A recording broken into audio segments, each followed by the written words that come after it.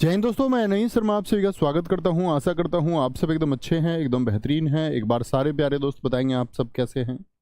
उम्मीद करूंगा एकदम बेहतरीन होंगे, एकदम शानदार होंगे। अभिनंदन पासवान, रंजना सिंह, सौरभ मिश्रा, हरिराज सिंह, राखी, नरेंद्र, मंजू, ओमवीर सिंह, अशफाक, हर्ष तिवारी, सारे प्यारे दोस्तों का बहुत स्वागत है।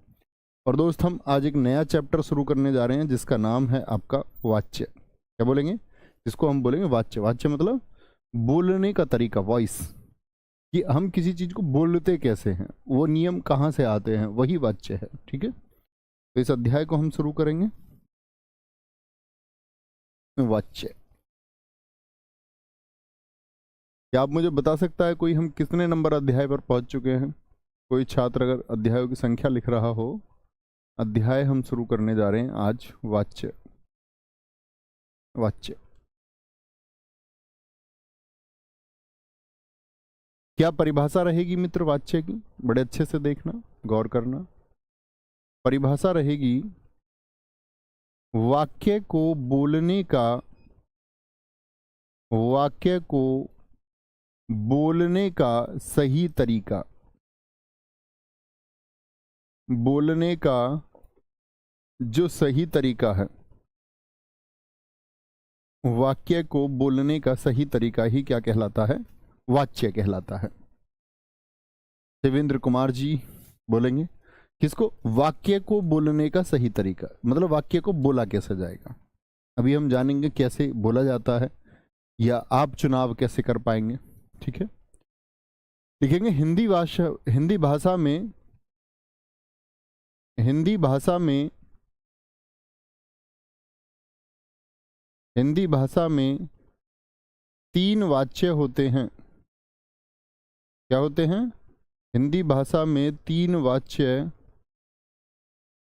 होते हैं। कौन से होते हैं तीन वाच्य? पहला कर्तृवाच्य होगा, कर्तृवाच्य। दूसरा होगा आपका कर्मवाच्य, कर्मवाच्य। पहले में कर्ता की बात, दूसरे में कर्म की बात, और तीसरे में भाव की बात, भाववाच्य। भाववाच्य। तो हिंदी भाषा में कितने वाच्य होते हैं? तीन होते हैं। अब तुम यार गलत बता रहे हो, कोई अध्याय 13 बता रहा है, कोई 16, कोई 17, ऐसे कैसे हो सकता है? 16-17 वाले कमेंट ज्यादा हैं, तो इसके आसपास हम चल रहे होंगे। बहुत बढ़िया, चलो जी। तो क्या हमने बोला कि हिंदी भाषा में तीन वाच्य होते हैं, और इन तीन ही वाच्यों को हमको समझना है दोस्त। यहां पर आराम से समझते चलेंगे। तीन वाच्य होते हैं, मुझे बताएंगे। यहां पर शुरू करते हैं हम लिखना कुछ नियम। कुछ क्या, तीन नियम होंगे दरअसल में। ये कुछ नियम है, कुछ नियम है क्रिया के लिंग के अनुसार। क्रिया के लिंग के अनुसार क्रिया का लिंग क्या होगा? लिंग आप पढ़ चुके हैं दोस्त। पुल्लिंग, स्त्रीलिंग आप जानते हैं, उन सब की आवश्यकता पड़ेगी। जैसे कि मैंने लिखा, पहला नियम लिखते हैं। पहला नियम होगा यदि कर्ता के साथ विभक्ति चिन्ह हो, फिर हम उन पर पहुंचेंगे तीनों पर, कर्तृवाच्य, कर्मवाच्य, भाववाच्य पर। यदि कर्ता के साथ विभक्ति चिन्ह हो, मैं आप लोगों से प्रश्न करता हूं, विभक्ति चिन्ह क्या होता है? क्या आप बता सकते हैं? कर्ता के साथ विभक्ति चिन्ह हो तो, नहीं हो तो नहीं, हो और कर्म के साथ, किसके साथ? कर्म के साथ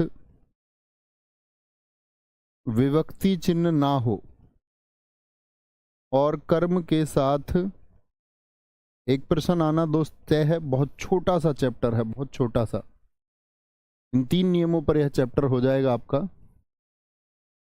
यदि कर्ता के साथ विभक्ति चिन्ह हो और कर्म के साथ विभक्ति चिन्ह ना हो, पहली कंडीशन, तो क्रिया का लिंग, क्या बोलोगे? क्रिया का लिंग लिंग कर्म के अनुसार होगा। तो बहुत गौर से देखना, विभक्ति किसके साथ नहीं है, कर्म के अनुसार होगा। सारे मेरे प्यारे साथी बताएंगे कि मैंने कहा कि भैया कर्ता के साथ यदि, कर्ता के साथ यदि कोई विभक्ति चिन्ह हो, विभक्ति चिन्ह हम बोलते हैं परसर्ग को, और परसर्ग में आप लोग पढ़ ही चुके हैं कारक, तो कारक को ही हम विभक्ति चिन्ह कहते हैं। यानी कर्ता के साथ यदि कारक दिया हुआ है और कर्म के साथ कोई कारक नहीं दिया हुआ है, तो क्रिया का लिंग किसके अनुसार होगा, कर्म के अनुसार होगा। तो आप कहेंगे भैया हम एक निष्कर्ष पर पहुंचे, निष्कर्ष ये है कि जिसके साथ विभक्ति नहीं है क्रिया का लिंग उसके अनुसार होगा।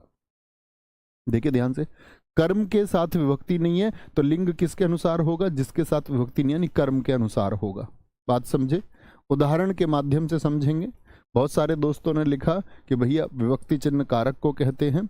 इसमें एक वाक्य आता है, जैसे कि उदाहरण देखेंगे कि सोहन ने दूध पिया, और मैं आपसे भी उम्मीद करूंगा आप सारे दोस्त भी ऐसे कुछ उदाहरण लिखेंगे जिसमें कर्ता के साथ विभक्ति हो, कर्ता के साथ विभक्ति हो और कर्म के साथ विभक्ति ना हो। मित्र जरा ध्यान से देखेंगे, कर्ता क्या है वाक्य में, कर्ता बताएंगे क्या है, तो आप कहेंगे भैया जी कर्ता जो है वो सोहन है, कोई दिक्कत। दूध क्या है, इतना आप जानते होंगे, दूध कर्म है। तो मित्र कर्ता के साथ तो विभक्ति है, यानी ये क्या है, ये एक कारक है, कारक है नहीं, एक विभक्ति है, या परसर्ग हम इसको कह सकते हैं, कारक बोल सकते हैं इसको, इसको दोस्त हम विभक्ति कह सकते हैं, इसको हम परसर्ग भी कह सकते हैं, परसर्ग भी कह सकते हैं, ठीक है। और क्रिया कहाँ पर है वाक्य में ये आपको बताना है, क्रिया बताएंगे। तो आप क्या बोलोगे, भैया ये क्रिया है, क्या है, ये क्रिया है, ये क्रिया है। इतनी बात समझे दोस्त, कोई दिक्कत कोई परेशानी? तो मुझे बताइए, यदि कर्ता के साथ लिंग है, कर्ता के साथ सॉरी कर्ता के साथ यदि कारक का प्रयोग हुआ है और कर्म के साथ कारक कोई है यहाँ पर, यस और नो, आप कहेंगे नहीं है जी, तो क्रिया का जो लिंग है वो किसके अनुसार होगा, क्रिया का जो लिंग है वो किसके अनुसार होगा, कर्म के। मुझे बताइए दूध स्त्रीलिंग है कि पुल्लिंग है? सारे दोस्त ये तो हम जान गए कि क्रिया का लिंग दूध के अनुसार होगा। तो आप कहेंगे भैया दूध स्त्रीलिंग है कि पुल्लिंग है, तो सारे दोस्त कहेंगे कि पुल्लिंग है। कहोगे भैया या नहीं, पुल्लिंग है, सही बात है मेरी। तो अगर कर्म पुल्लिंग है तो क्रिया क्या, पिया, तो ये क्रिया भी क्या है, पुल्लिंग ही है, यानी वाक्य एकदम से सही हो गया। लेकिन इसी वाक्य को मैं लिख देता, सोहन ने चाय पिया। देखेंगे जरा ध्यान से, मैं यहां पर दूसरा वाक्य लिखने जा रहा हूं दोस्त, सोहन ने चाय पिया, सोहन ने चाय पिया। क्या ये वाक्य सही है, यस और नो? हाँ या ना में सारे दोस्त उत्तर देंगे कि ये जो मित्र वाक्य है क्या ये सही है, ये शुद्ध है, क्या ये वाक्य सही है? तो आप कहेंगे भैया ये हम पहचान लेते हैं पहले कि यहां पर कर्ता के साथ में क्या है, एक विभक्ति है, कर्म के साथ में विभक्ति नहीं है, क्रिया का जो लिंग होगा वो कर्म के अनुसार होगा, और कर्म ये तो क्या हो गया, ये कर्ता हो गया भाई, सोहन चाय पीता, कर्ता ये हो गया, और ये क्या हो गया, ये कर्म हो गया, ये कर्म है, और ये क्या है, ये क्रिया है, ये क्रिया है। अब देखेंगे कर्म का लिंग क्या है, तो कर्म स्त्रीलिंग है, चाय स्त्रीलिंग होगा, ये हमने पढ़ा था लिंग में। अब अगर यदि चाय स्त्रीलिंग है तो हमने बताया कि क्रिया का लिंग जो होगा वो कर्म के अनुसार होगा। यहाँ क्रिया क्या थी, यहाँ क्रिया पुल्लिंग थी, तो क्या ऐसा संभव हो सकता है कि क्रिया पुल्लिंग हो जाए? आप कहेंगे नहीं जी, ये गलत हो जाएगा। ये क्या हो जाएगा, गलत हो जाएगा। गलत क्यों हो गया, क्योंकि कर्म के अनुसार क्रिया का लिंग नहीं है। तो आप सही वाक्य मुझे लिखकर दिखाइए। तो मित्र सही वाक्य आप लिखेंगे सोहन ने, क्योंकि अब क्रिया को स्त्रीलिंग होना पड़ेगा। फिर सोहन ने चाय पिया नहीं, चाय पी, पी स्त्रीलिंग है। अब देखो ये भी स्त्रीलिंग और ये भी स्त्रीलिंग। बात थोड़ी सी समझ में आई दोस्त, ये बात समझ में आई मैंने क्या कहा? तो आप ऐसे कुछ उदाहरण लिखने का प्रयास कीजिए। जैसे एक उदाहरण और लिखते हैं, आपका एक और उदाहरण बन सकता है, राकेश को खाना दो। देखो जरा ध्यान से, राकेश को आपको ऐसे वाक्य लिखने हैं जिसमें कर्ता के साथ विभक्ति हो और कर्म के साथ विभक्ति ना हो। ठीक है। अच्छा, यहां बताएंगे सोहन ने सोहन ने सोहन ने खीर, ये खाली स्थान दे दिया मैंने, आप इसको पूरा करें, पूरा करें। सारे दोस्त बताएंगे। एक दोस्त ने लिखा है ममता ने रामायण पढ़ी, बहुत शानदार, वेरी गुड, बहुत अच्छा लिखा। तमीम अंसारी जी, बहुत अच्छा वाक्य आपने लिखा है, ममता ने रामायण पढ़ी, बहुत शानदार। बोलेंगे जी मोहन ने खाना खाया, बहुत बढ़िया। गोल्डी ने हिंदी पढ़ी, नवीन सर ने हिंदी पढ़ाई, बहुत शानदार, वेरी गुड। गीता ने मिठाई खिलाई, सिद्धि ने किताब पढ़ी, योगेश कपूर जी बहुत खूब। सूर्य कुमार ने चौका मारा, बहुत शानदार। यहां देखिए, तो आप क्या बोलोगे भैया, अगर कर्ता के साथ विभक्ति है तो हमको इससे कर्ता की विभक्ति से लेना देना नहीं। ये देखो कर्म के साथ कोई विभक्ति है क्या? नहीं है जी। तो नहीं है तो क्या, खीर स्त्रीलिंग है तो क्या शब्द आएगा? क्या शब्द आएगा? आप आराम से लिख सकते हैं सोहन ने खीर खाई। यहां आप देख सकते हैं दो क्रिया का पुल्लिंग है। बात समझ में आती है छोटी सी, बात समझ में आती है छोटी सी, कोई दिक्कत? इतनी बात में कोई दिक्कत? दूसरे नियम की तरफ चलेंगे, पहले नियम को ध्यान में रखते हुए। दूसरा नियम क्या कहता है? दूसरा नियम कहता है, दूसरे नियम की तरफ चले जाएं, यदि कर्ता विभक्ति सहित हो, यदि कर्ता, गौर करना, विभक्ति सहित हो, यदि कर्ता विभक्ति सहित हो, यानी कर्ता के साथ भी विभक्ति हो और कर्म भी विभक्ति सहित हो। क्या बोलेंगे? कर्म भी विभक्ति सहित हो, यानी कर्म में भी विभक्ति हो और कर्ता में भी। तो क्रिया का जो लिंग और वचन होगा, तो क्रिया का लिंग और वचन, ठीक है। अब मुझे पहले नियम में बताइए, क्रिया का लिंग और वचन किसके अनुसार था? कर्म के अनुसार, क्योंकि कर्म में विभक्ति नहीं थी। लेकिन इस बार तो दोनों में विभक्ति आ गई, अब किसके अनुसार होगा? तो आप कहेंगे भैया आपने हमको ये सिखाया जिसके अनुसार विभक्ति या जिसके साथ विभक्ति है उसके अनुसार तो होता नहीं, होता तो उसके अनुसार है जिसके साथ विभक्ति नहीं। यहां तो भैया दोनों में आ गया कारक, तो दोनों में आ गया, तो क्रिया का लिंग और वचन ना तो कर्म के अनुसार होगा, न तो कर्म के अनुसार होगा और ना कारक के। बात समझ में आई? ना तो कर्म के अनुसार होगा और ना ही कारक के अनुसार होगा, क्योंकि दोनों के साथ क्या आ गई? ना ही कर्ता के अनुसार, सॉरी कारक बोल रहा हूं, और ना ही कर्ता के अनुसार होगा, ना ही कर्ता के अनुसार होगा, कर्ता के अनुसार होगा। तब यह क्रिया, बोलेंगे तब यह क्रिया फिर होगी तो होगी क्या? क्रिया सदैव एक वचन और पुल्लिंग होगी, सदैव एक वचन और पुल्लिंग होगी। अब थोड़ी सा दिमाग आपका खुला होगा मित्र, जिसके साथ कारक आ गया उसके अनुसार तो होगी नहीं। अभी तक हमने ये सीखा, क्रिया सदैव एक वचन और पुल्लिंग होगी। कैसा वचन आएगा? एक वचन होगी और पुल्लिंग होगी। तो आप लिखिए कुछ वाक्य ऐसे जिसमें दोनों के साथ मित्र क्या आए? कारक आए। जैसे हम बोले महिलाओं क्या हो गया? ये कर्ता हो गया। महिलाओं ने पहचान है कर्ता कारक की। महिलाओं ने लड़कियों को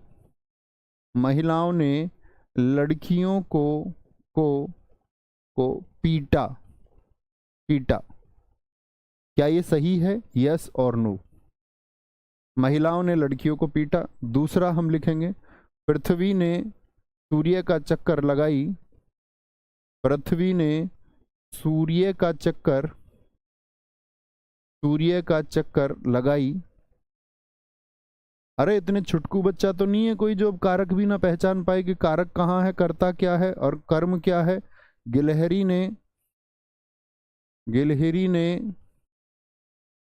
ने बादाम को काटा, बादाम को काटा, गिलहरी ने बादाम को काटा।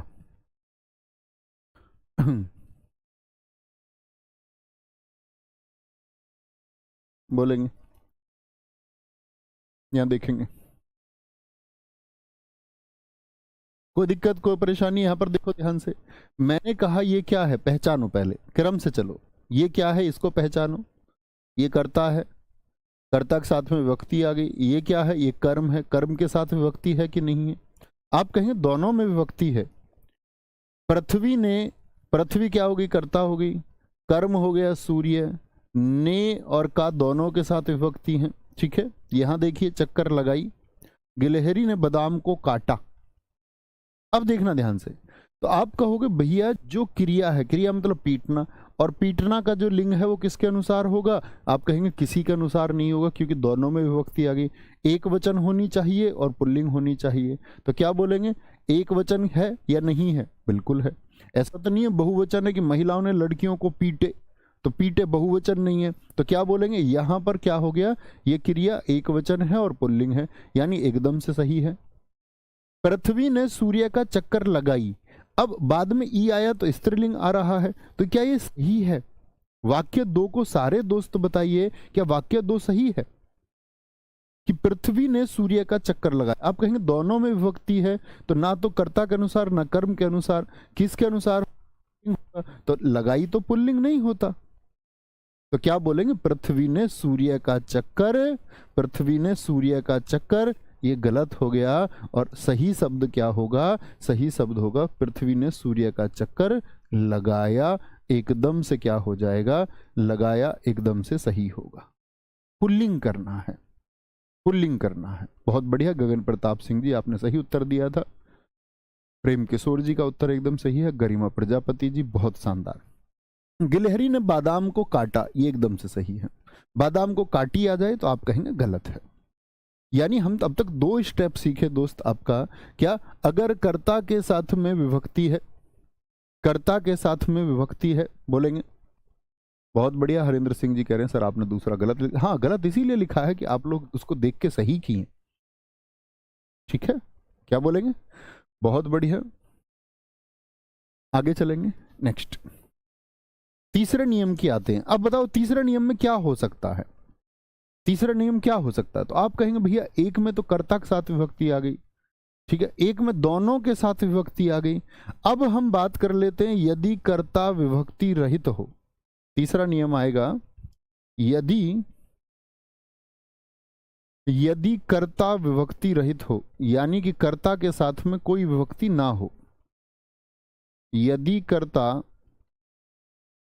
क्योंकि भाई कर्म तो हमने ले लिया ना विभक्ति रहित, कर्ता के साथ ले ली, फिर दोनों के साथ ले, अब बचा कर्ता, तो तीसरा नियम यही बचेगा। यदि कर्ता विभक्ति रहित हो, भाई साहब रहित हो, तो क्या होगा? अब आप कहेंगे भैया कर्ता विभक्ति रहित है तो क्रिया किसके अनुसार होती है? जिसके साथ विभक्ति नहीं होती उसी के अनुसार क्रिया होती है। अब समझ गए ना लॉजिक? अभी बात करेंगे इस बारे में। यदि कर्ता विभक्ति रहित हो तो क्रिया का लिंग और वचन किसके अनुसार होगा, आप ही बताएं। रटने की आवश्यकता ही नहीं है। क्रिया का लिंग और वचन, क्रिया का लिंग और वचन, लिंग और वचन किसके अनुसार होगा? कर्ता के अनुसार होगा। तो ऐसे वाक्य कुछ लेने हैं आपको, ऐसे कुछ वाक्य लेने हैं मित्र जिनमें कर्ता के साथ कोई विभक्ति ना हो। जैसे बिजली, मैं बोलूं बिजली भाग गई, तो बिजली कैसी है? कर्ता है। बिजली, या मैं बोल दूं बिजली भाग गया, तो क्या ये वाक्य सही है? बिजली भाग गया, बताएं आप ही, बिजली भाग गया सही होगा क्या? मैं बोल दूं सूर्य चमक रही है, सूर्य चमक रही है, ये सही होगा क्या? या तीसरा वाक्य मैं बोल दूं, अभी नोट मत करना भैया कोई भी, लाइट जल रहा है, ये सही होगा क्या? लाइट जल रहा है, क्या ये सही होगा? आप ही बताइए, फटाफट से उत्तर बताएंगे। तो आप कहेंगे भैया कर्ता कौन है? कर्ता यानी कि बिजली काम कर रही है, सूर्य करता है और लाइट करता है। ठीक है, कर्ता के साथ विभक्ति रहित हो तो कर्ता के साथ कोई कारक तो नहीं है मित्र, देखो जरा ध्यान से, कर्ता के साथ कोई कारक तो नहीं है, बोलेंगे आराम से, कोई दिक्कत?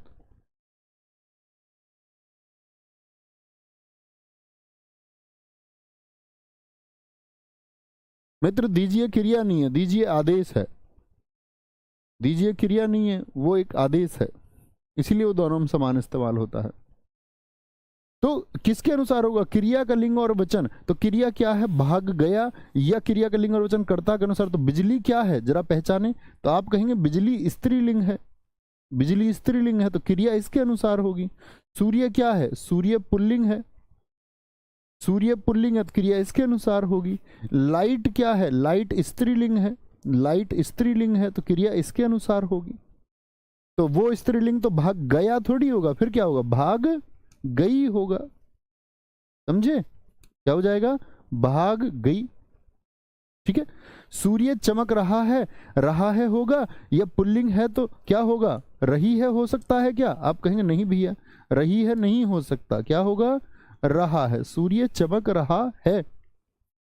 लाइट जल रही है होना चाहिए, तो लाइट जल रही है, क्योंकि वो लाइट स्त्रीलिंग है। दिलीप कुमार प्रेमी जी एकदम ठीक हैं, रेणु यादव एकदम सही उत्तर आपने दिए हैं। कोई दिक्कत, कोई परेशानी? चलो भी, एक बच्चे ने बहुत अच्छा प्रश्न किया है, उसने कहा है कि जी बिजली तो किसी लड़के का नाम भी हो सकता है। बिल्कुल हो सकता है, आप उस सेंस में मान लीजिए, ठीक है, तब वह सही हो जाएगा जब आप लड़का मान लेंगे। लेकिन जनरली क्या होता है, हम अभी बिजली की बात कर रहे हैं, तो बिजली की बात कर रहे हैं तो हम किसकी? विद्युत की ही बात कर रहे होंगे। ठीक है, अब ऐसे तो विद्युत जामवाल का नाम है, वह पुल्लिंग शब्द होगा। तो क्लास में क्या होता है, हिंदी भाषा में जैसे मैं बोलूंगा आपसे, ये बताइए, मैं बोलूं सीता भाग गया, मान के चलिए, ये वाक्य कितने लोग कहेंगे कि सही है? सीता भाग गया, ये बताइए ये वाक्य सही है कि गलत है? तो आप कहेंगे भैया सीता भाग गया एकदम से सही है, क्योंकि सीता से क्या होता है कि कभी भी मैंने बताया नाम जो है ना, नाम लिंग का निर्धारण नहीं कर सकता, नाम किसी भी लिंग का निर्धारण नहीं करेगा। बहुत अच्छा आपने लिखा है, नाम किसी भी लिंग का निर्धारण नहीं करता। ये तो हुई आपकी, अगर हम बात करें व्याकरण की शुद्धता। अदरवाइज अगर हम उदाहरण लिख रहे हैं कभी और मैं बोल दूं कि सीता जाती है, तो सीता को हम स्त्रीलिंग यदि मान रहे हैं तो वो सिर्फ सिखाने का एक भाव है कि हम इसको सीता को स्त्रीलिंग माने, शुद्ध एकदम नहीं है। व्याकरण की दृष्टि से तो कभी ये शुद्ध हो कहा ही नहीं जा सकता कि ये सीता नाम है तो ये स्त्रीलिंग होगा या पुल्लिंग होगा। मैं बोल दूं सीता भाग गया, ये वाक्य भी सही होगा, और मैं बोल दूं सीता भाग गई, ये वाक्य भी सही होगा, क्योंकि नाम किसी का भी हो सकता है। जब मैं बोलूं हमारे गांव में, मैंने तुम्हें बताया, आपका मयंक है एक लड़का हमारे पड़ोस में, उसकी घरवाली का नाम जगन है, तो नाम कभी निर्धारण नहीं करेगा, है ना, समझ रहे? तो कभी भी नाम से आप लिंग ना समझें। बहुत अच्छा प्रश्न आपने किया था कि बिजली जरूरी नहीं है कि स्त्रीलिंग हो, पुल्लिंग हो सकता है, लेकिन हम सिखाने के भाव से कह रहे हैं कि बिजली को आप स्त्रीलिंग मान के चलिए, ठीक है, पुल्लिंग भी मानेंगे तब भी कोई दिक्कत नहीं है। ओके, बहुत बढ़िया। तो ये हमारा क्या हो गया? अब मैं आपको एक बात मैंने सिखाई, यहां तक मैंने सिखाया कि क्रिया का लिंग और वचन किसके अनुसार होता है। एक बार रिपीट करेंगे, क्या बोलेंगे? क्रिया का लिंग और वचन किसके अनुसार होगा? फटाफट से बता दें एक बार मुझको, सारे के सारे दोस्त अपनी कॉपी में देखें। मैंने कहा अगर कर्ता के साथ में विभक्ति हो, कर्ता के साथ में विभक्ति हो तो किसके अनुसार होगा बताएंगे? कर्ता के साथ विभक्ति हो और कर्म के साथ में विभक्ति ना हो तो किसके अनुसार होगा बताएंगे? तो आप कहोगे जिसके साथ विभक्ति नहीं होती क्रिया का लिंग और वचन उसके अनुसार होगा, यानी कर्म के अनुसार होगा। फिर मैंने आपको बताया कि कर्ता के साथ में यदि मित्र विभक्ति हो, कर्ता के साथ में यदि विभक्ति हो, और भाई साहब कर्म के साथ में भी यदि विभक्ति हो, तो अब आप कहेंगे भैया अब तो बड़ी दिक्कत आ गई, दोनों के साथ विभक्ति आ गई। तो क्रिया क्या बताई मैंने आपको, सदैव क्या होगी, एक वचन और पुल्लिंग होगी। क्रिया का वचन अकेला होगा, बहुवचन नहीं करेंगे, एक वचन के साथ में क्या होगी, पुल्लिंग होगी। ठीक है। अच्छा, तीसरी बात करते हैं, कर्ता के साथ में विभक्ति ना हो, यदि कर्ता के साथ में विभक्ति ना हो, और अगर हम बात करें आपका तब किसके अनुसार, तब किसके अनुसार क्या होगा आपका, तब कर्ता के अनुसार। तो आप एक छोटी सी बात समझे होंगे कि जिसके साथ विभक्ति नहीं होती उसी के अनुसार क्रिया का लिंग होता है। ये बात समझ में आई दोस्त? इतनी छोटी सी बात मित्र आप समझ पाए होंगे। कोई दिक्कत, कोई परेशानी इतनी बात सीखने में?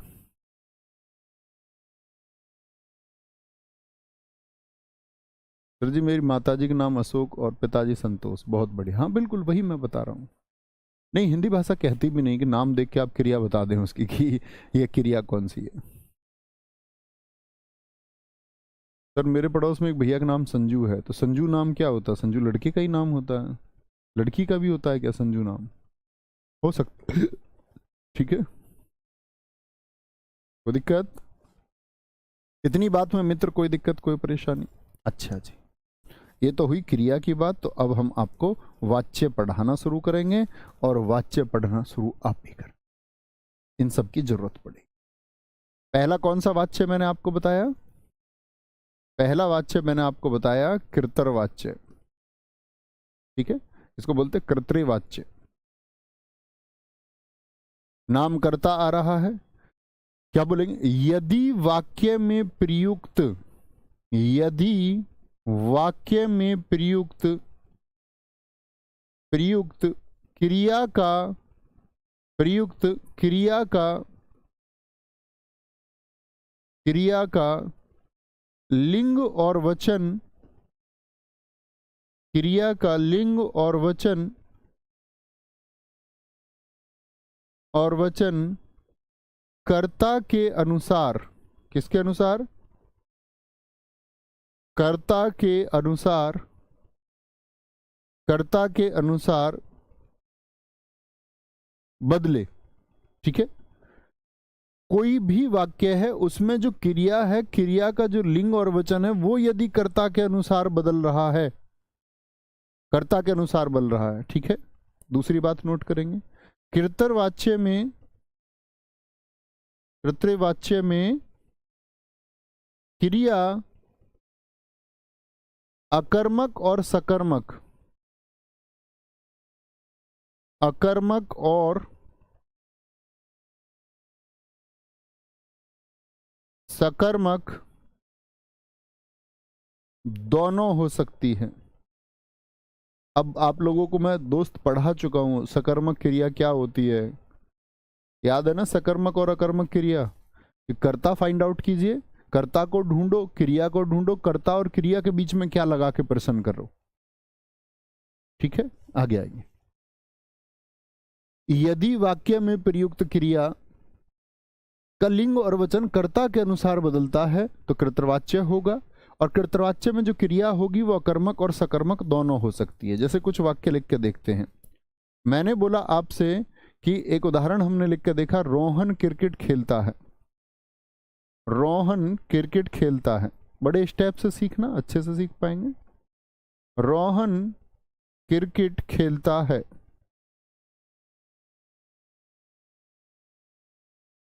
देखना जरा ध्यान से, इस वाक्य पर फोकस कीजिए। मुझे सबके दोस्त एक बार लिंग बता दीजिए, पहले तो पहचान लीजिए ये क्या है, रोहन कौन है, पहले पहचानो सबको। रोहन कौन है, ये करता है, इतना जान गए होंगे। अब खेलना क्या है दोस्त, ये क्रियापद है, ये क्रिया है। और क्रिकेट क्या है, आप कहेंगे भैया ये कर्म है, ये क्या है, ये एक कर्म है। तो कर्ता, कर्म और क्रिया। अच्छा मुझे एक बात बताइए, जो क्रिया है ये पुल्लिंग है कि स्त्रीलिंग है? अंत में आ रहा है, आ, अंत में आ रहा है, जरा बताएं एक बार। सारे दोस्त बोलेंगे अंत में यदि आ रहा है।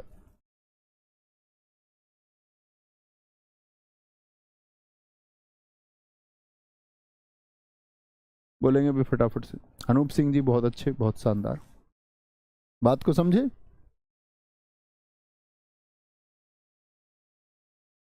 देखिए क्या मैंने बोला, रोहन क्रिकेट खेलता है। बोर्ड ऊपर नीचे करने से शायद ये ब्लर हो जाता होगा, है ना। चलो भाई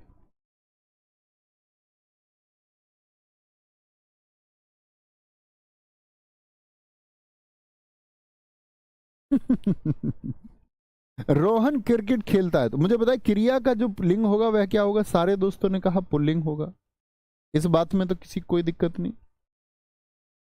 अच्छा, अगर मैं आपसे बोलूं, क्या बोलेंगे, यहां पर रोहन को हम क्या मान लेते हैं, अभी पुल्लिंग मान लेते हैं, या कोई पुल्लिंग शब्द आप ले लेना, रोहन को पुल्लिंग मानेंगे, ठीक है।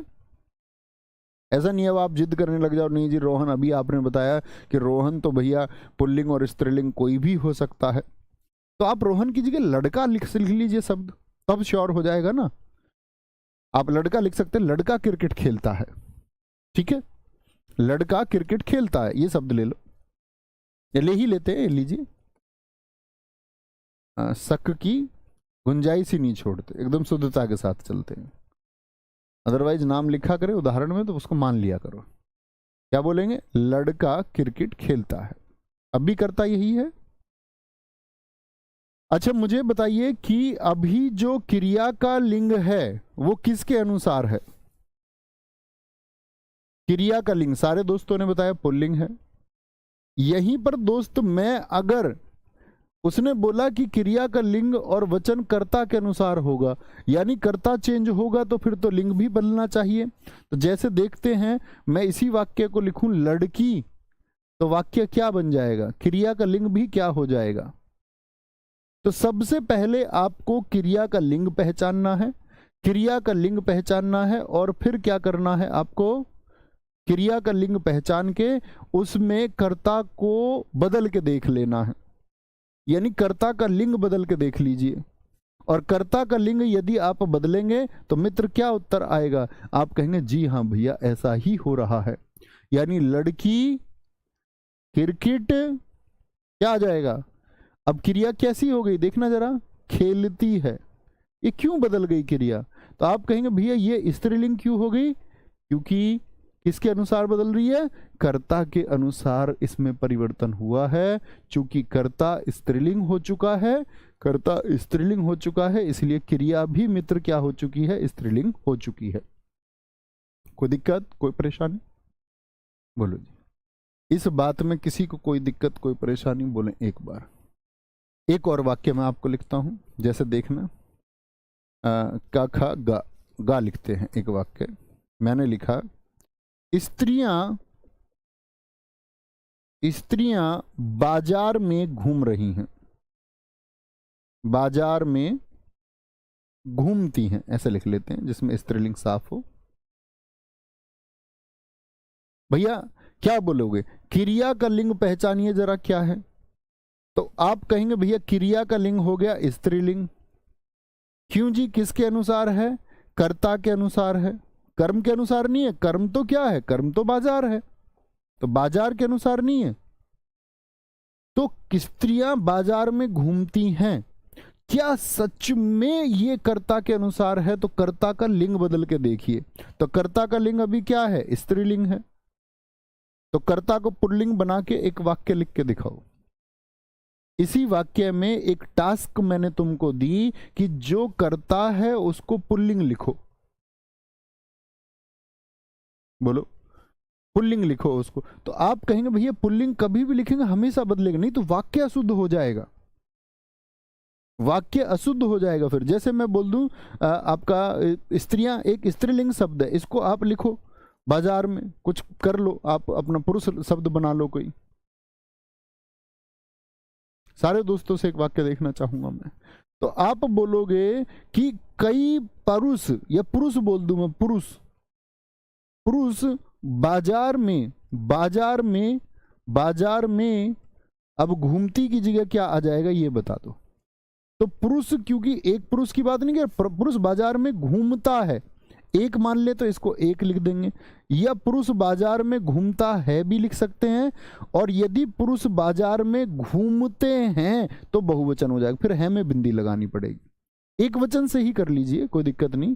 तो क्या बोलेंगे आप, आपका कि भैया यहाँ क्या हो गया, ये आपका ये पुल्लिंग हो गया। और ये पुल्लिंग क्यों बदल गया, क्योंकि इसका कर्ता क्या हो गया है, कर्ता इसका पुल्लिंग हो गया है।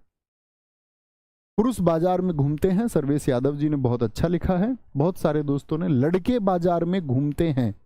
देखो इसमें अंतर है, ध्यान दिया करो हमेशा। एक और वाक्य मैं लिख के दिखाता हूं आपको, अभी आप मत लिखना। जैसे बहुत सारे छात्र लिख रहे हैं लड़के बाजार में घूमते हैं, एकदम से सही है, बाजार में घूमते हैं, घूमते हैं। ये वाक्य कितने लोग कहेंगे शुद्ध है? और मैं बोल दूं लड़का बाजार में घूमता है, लड़का बाजार में घूमता है, लड़का बाजार में घूमता है।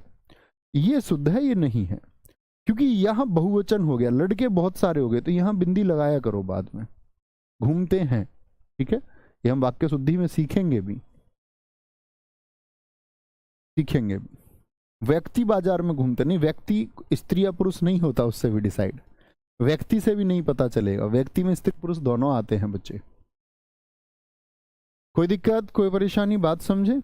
तो कभी भी बहुवचन बनाओ तो हैं जलाना जरूरी है। यूपी जेल वार्डन जिन बच्चों ने दिया हो उनको पता होगा किस तरह के 2 प्रश्न आए, और अधिकतम बच्चों के गलत हुए थे उस समय पर वो प्रश्न। बाद में किसी ने ठीक कर लिया हो तो अलग बात है। आगे चलें, अन्य उदाहरण लिखिए भैया, अन्य उदाहरण लिखिए। ठीक है, अब आता है यहां पर कुछ अपवाद कृतवाच्य के। अपवाद क्या होगा, पहले तो अपवाद में लिख लीजिए, ये लिख लीजिए, ने जो है, ने पहचान कृतवाच्य की है।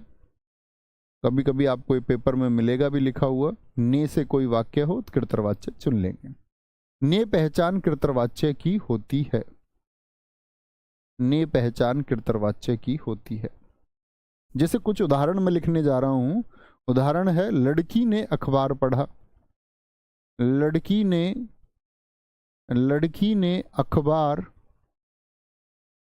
अखबार पढ़ा।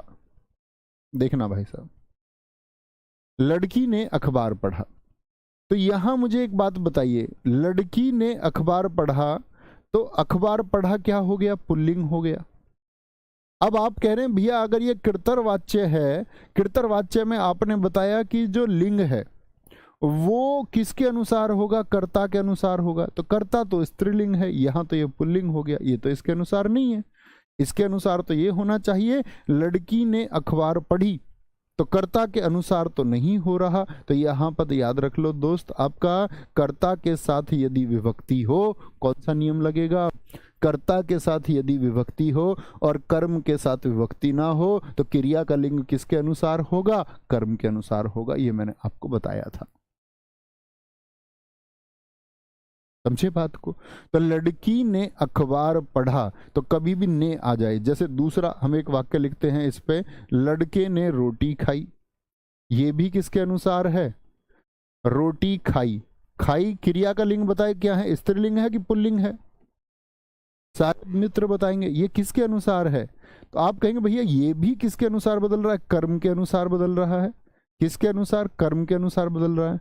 ये मैं आपको सिखा चुका था कि क्रिया क्या, कर्ता के साथ अगर विभक्ति हो, कर्ता के साथ यदि विभक्ति हो और कर्म के साथ विभक्ति ना हो, तो क्रिया का जो लिंग है वो किसके अनुसार होगा, कर्म के अनुसार होगा। और ये ने पहचान वाले जितने भी होते कृतवाच्य के उदाहरण होते हैं। ये बात आपको याद रखनी है। क्या आप इस बात को याद रख पाएंगे, इतनी देर पहले इसी बात को मैंने सिखाया था। यानी एक तो बात हमने सीखी कि भैया अगर क्रिया का लिंग और वचन कर्ता के अनुसार बदलता है, किसके अनुसार, कर्ता के अनुसार, यहां नहीं बदलेगा। यहां आप लड़का लिख लो बेशक से, लड़के ने अखबार पढ़ा, नहीं बदल रहा।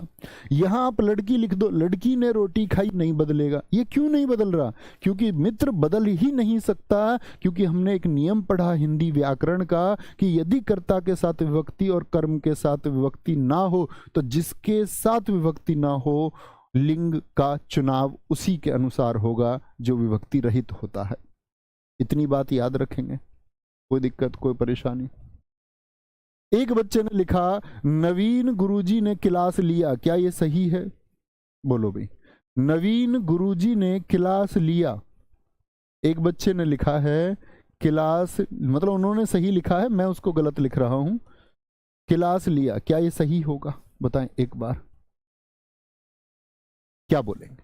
तो आप कहेंगे भैया कि यहां पर क्लास स्त्रीलिंग शब्द हो गया और यहां पर लिया, तो क्योंकि यहां कर्ता आ गया तो कर्ता के साथ चुनाव होगा ही नहीं, कर्म के अनुसार होगा। तो क्लास स्त्रीलिंग तो लिया पुल्लिंग नहीं हो सकता, क्लास ली होगा। और वाक्य कैसा है? ने आया तो ने पहचान किसकी? कर्तव्यवाच्य की। कोई दिक्कत मित्र, कोई परेशानी इस बात में? सारे मेरे दोस्त बोले इस बात में कोई परेशानी। दूसरे वाच्य पर चलते हैं। दूसरा है हमारा कर्म वाच्य। क्या होगा? दूसरा होगा हमारा कर्म वाच्य। अब कर्म वाच्य में क्या होगा? परिभाषा बताइए जरा। कर्म वाच्य की परिभाषा होगी, इसमें याद रख लेना, एक तो बात है क्रिया का लिंग और वचन किसके अनुसार होगा? क्रिया का, ने को तो याद रखना ही है, जहन में बसा लो। कभी सोचो भैया ने उसमें भी तो हुआ था ऐसा, मैंने बता दिया तुमको, पहचान अपवाद है वो। क्रिया का लिंग और वचन कर्म के अनुसार होगा। कर्म के अनुसार, क्रिया का लिंग और वचन कर्म के अनुसार होगा। और दूसरी बात इसमें याद रखेंगे, मुख्य क्रिया सदैव सकर्मक होगी। मुख्य जो क्रिया होगी वो सदैव सकर्मक होगी। कर्तव्यवाच्य में कैसी बताई थी मैंने क्रिया? बताना जरा। मैंने उसमें बताया सकर्मक और अकर्मक दोनों हो सकती है, लेकिन इसमें होगी सदैव सकर्मक। ये स्टेटमेंट में क्वेश्चन पूछे जाते हैं, इनका वाक्य बनाने में कोई योगदान नहीं है। ऐसे 4 स्टेटमेंट दे देता है कई बार कि वाच्य के संबंध में कौन सा कथन गलत है। कह देगा कि कर्म वाच्य में जो क्रिया होती है वो सदैव अकर्मक होती है, तो आप बोलेंगे गलत वाक्य है। 4 विकल्प देके ऐसे ऑप्शन बना लेता है। ठीक है, आगे आगे बोलेंगे भाई, ऐसा प्रश्न बन ही नहीं सकता निशांत, ऐसा प्रश्न बनाएगा ही क्यों? तो क्या बोलेंगे? क्रिया का लिंग और वचन। एग्जामिनर भी तो शुद्धि का प्रश्न बनाएगा। इसकी पहचान लिख लीजिए। कर्मवाच्य की पहचान जो परीक्षाओं में अक्सर पूछी जाती है, अक्सर क्या 100% ही पूछी जाती है, तो पहचान के द्वारा होती है। जिन वाक्यों में के द्वारा आता है वही पहचान है किसकी? आपकी कर्मवाच्य की। तो के द्वारा से कुछ वाक्य बनाइए आप जिनमें के द्वारा का प्रयोग होता हो। जैसे एक वाक्य है, सीता के द्वारा गीत गाया गया। सीता के द्वारा, आपसे भी उम्मीद करूंगा कोई एक वाक्य आप बनाएंगे। सीता के द्वारा गीत गाया गया, ऐसे लिख दीजिए। या मैं बोल दूं हरीश के द्वारा गाना गाया जाता है। द्वारा गाना गाया जाता है। अब जो स्टेटमेंट मैंने आपके ऊपर लिखा है, इतनी देर से मैं आपको सिखा रहा हूं, अब आप अप्लाई कर दीजिए उसको। अप्लाई करके देखेंगे। तो मुझे बताइए दोस्त, आपका इसमें कर्ता कौन है, कर्म कौन है और क्रिया कौन है? पहले वो पहचानिए। मैंने आपसे कहा क्रिया का लिंग पहचान लीजिए, तो क्रिया का लिंग क्या है? पुल्लिंग है। ठीक है, क्रिया का लिंग क्या है? पुल्लिंग है। ठीक है, और यहां पर सीता क्या है? कर्ता, स्त्रीलिंग मानेंगे इसको हम, जिद नहीं करनी है। ठीक है, फिर तो आप कुछ मान ही नहीं पाएंगे, फिर आप कहेंगे पुल्लिंग, फिर पुल्लिंग वाले कहेंगे नहीं स्त्रीलिंग मानो, स्त्रीलिंग वाले कहेंगे नहीं भैया क्यों बोलेंगे पुल्लिंग मान, तो मान लो। ठीक है, इसको नहीं तो लड़का और लड़की लिख लो जिनको ज्यादा दिक्कत हो। तो क्या बोलेंगे? हरीश पुल्लिंग हो गया। तो भैया यहाँ क्रिया देखो, ना तो कर्ता के अनुसार है भाई, ना हरीश के अनुसार, ना स्त्री के अनुसार, ये तो किसके अनुसार है? गीत, मेरा गीत और मेरा गाना, ये दोनों भी क्या है? ये पुल्लिंग है। और पुल्लिंग क्या है? कर्म है। अच्छा, तो ये तो स्त्रीलिंग पुल्लिंग मैच नहीं होता। पुल्लिंग। ओहो, तो क्रिया किसके अनुसार है? तो क्रिया कर्म के अनुसार है। किसके अनुसार है? क्रिया कर्म के अनुसार है और सदैव सकर्मक होगी। क्या गाया? गाना गाया। क्या गाया जी? गाना गाया। ठीक है, तीसरा वाक्य लिखें। बच्चों के द्वारा खेल खेला जाता है। बच्चों के द्वारा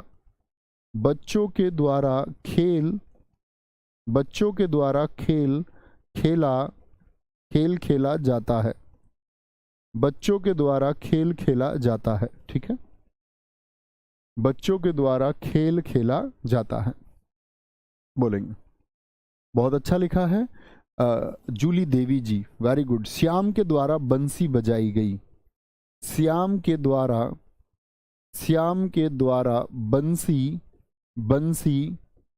बंसी बजाई गई। ठीक है, बंसी बजाई गई। ठीक है, गई। आगे बात करेंगे। एक है आपका मेरे पिताजी के द्वारा बच्चे पढ़ाए गए। मेरे पिताजी के द्वारा और हमें सही में पढ़ाया, बहुत पढ़ाया। हमारे पिताजी के द्वारा बच्चे पढ़ाए गए। हमें सबसे पॉजिटिव चीज यही मिली कि हमारे पिताजी पढ़े लिखे थे, उसका एक सकारात्मक प्रभाव मिलता है। वो मतलब उस टाइम एमकॉम थे, 1980 के एमकॉम, उसका फायदा हमें बहुत मिला कि हम घर ही ट्यूशन पढ़ लिए। बोलेंगे जी। नवीन सर के द्वारा हिंदी पढ़ाई गई, बहुत शानदार वाक्य। मेरे पिताजी के द्वारा चिड़िया के द्वारा रोटी खाई गई, ये अच्छा वाक्य था अश्विनी आपका। चिड़िया के द्वारा रोटी खाई गई। अब आप देख लीजिए, अब मेरे हिसाब से आप लोग चुनाव कर सकते हैं। देखो यहाँ क्रिया का जो क्रिया क्या है? स्त्रीलिंग है। यहाँ क्रिया पुल्लिंग है। यहाँ क्रिया क्या है? पुल्लिंग है आपका। यहाँ क्रिया क्या है? स्त्रीलिंग है। किसके अनुसार है ये? बच्चे। ठीक है, कर्म हो गया, यहाँ करता है पिताजी। तो रोटी के अनुसार है। रोटी क्या है? कर्म है। तो रोटी स्त्रीलिंग, तो ये भी स्त्रीलिंग। बंसी स्त्रीलिंग है आपका, तो यहाँ पर क्या है? क्रिया भी स्त्रीलिंग है। खेल पुल्लिंग है आपका, मेरा खेल, हमारा खेल, और ये क्रिया क्या है? ये भी पुल्लिंग है। तो किसके अनुसार होगी? कर्म के अनुसार होगी, कर्म वाच्य में।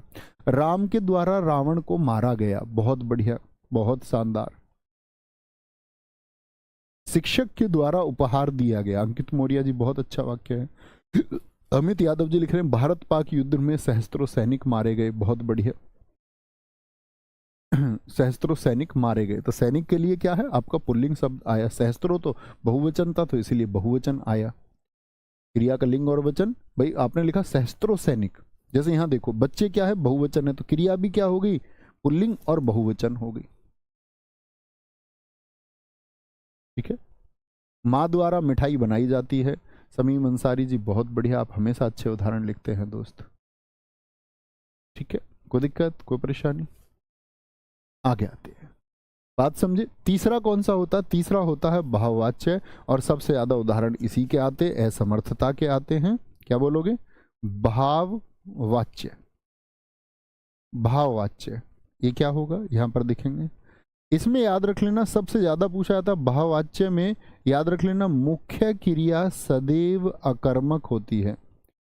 मुख्य क्रिया सदैव अकर्मक होगी। भाई पहले अकर्मक सकर्मक दोनों, फिर सकर्मक, और अब क्या हो गया? अब अकर्मक आ गया। मुख्य क्रिया सदैव अकर्मक होगी। ठीक है, क्या होती है? याद रख लेना। और क्रिया सदैव, क्रिया जो होगी वो सदैव एक वचन और पुल्लिंग होती है। क्रिया सदैव एक वचन और पुल्लिंग होती है।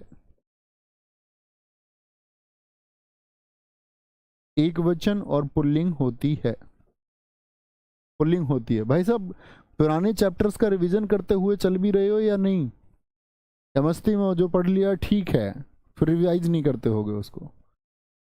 ठीक है, मैंने आपको कहा हुआ है, मैंने यूट्यूब पर प्रैक्टिस सेशन कराया हुआ है एक, सैटरडे स्पेशल नाम से। आप जिस भी चैप्टर का नाम लिखोगे, जैसे मान के चलो आपको क्रिया की प्रैक्टिस करनी है, तो आप लिखिए क्रिया सैटरडे स्पेशल, मेरा नाम लिख दीजिए नवीन, एक प्रैक्टिस सेशन आपको मिल जाएगा, अच्छे से उसको पढ़ लीजिए, लगा लिया करो प्रैक्टिस, है ना।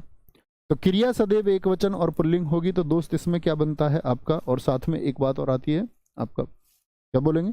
असमर्थता का बोध होता है। ऐसे वाक्य जिनमें क्या होता है? असमर्थता का बोध होता है। असमर्थता और समर्थता दोनों का बोध होगा।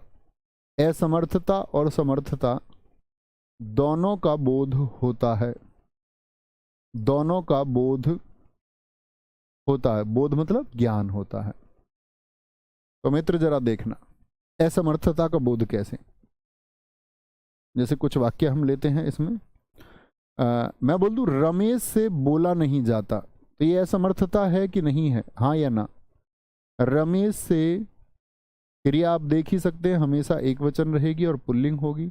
रमेश से बोला नहीं जाता, नहीं जाता, ठीक है। आप देखोगे यहाँ आप बोलोगे भैया ये तो कर्ता हो गया, कर्ता के साथ विभक्ति भी आ गई, लेकिन यहाँ कर्म नहीं है, ठीक है। कोई कर्म नहीं है, यहाँ सीधे सीधे क्रिया आई है, ठीक है। तो क्या बोलोगे? क्रिया सदैव क्या हो जाएगी आपका? क्रिया सदैव क्या होगी? एक वचन और पुल्लिंग होगी, एक वचन और पुल्लिंग हो जाएगी। असमर्था और समर्था दोनों का बोध होगा, ठीक है। अब बताओ मुझे, क्रिया अकर्मक भी है कि नहीं है? बोला नहीं जाता, तो मुख्य क्रिया कौन सी है? बोलना। तो बोलना कैसी है? क्या बोला? बोलो भी फटाफट से। दूसरा देखें, आपका दूसरा होता है अगर हम बात करें, सविता से खाया नहीं जाता। सविता से क्या बोलेंगे? सविता से खाया नहीं जाता, खाया नहीं जाता, ये तो असमर्थता हुई। ये तो क्या होगी? असमर्थता वाले वाक्य हो गई। आप भी लिखें असमर्थता वाले, लेकिन समर्थता भी हो सकती है। चलो अब चला जाए, अब समर्थता की बात कर रहे हैं। चलो अब चला जाए कि चलते उठ के, समर्थता आ गई, एक समर्था आ गई। चलो घूमने चला जाए, क्या बोले? चलो घूमने चला जाए, चला जाए। ऐसे कि भाई कहीं जाने की अगर बात हो, ठीक है।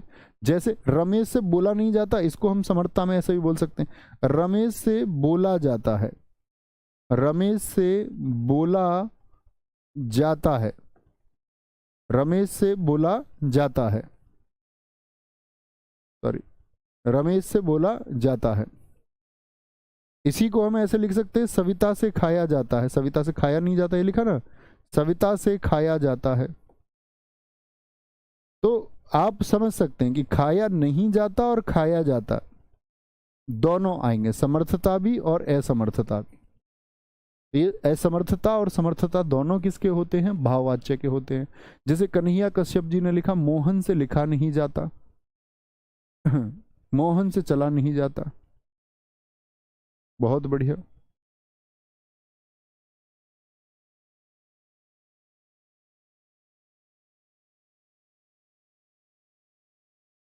नहीं दोस्त, आप कर्म का प्रयोग कर रहे हो, उससे दवा, कर्म का प्रयोग आपने उसमें कर लिया, वो कर्म हो गया।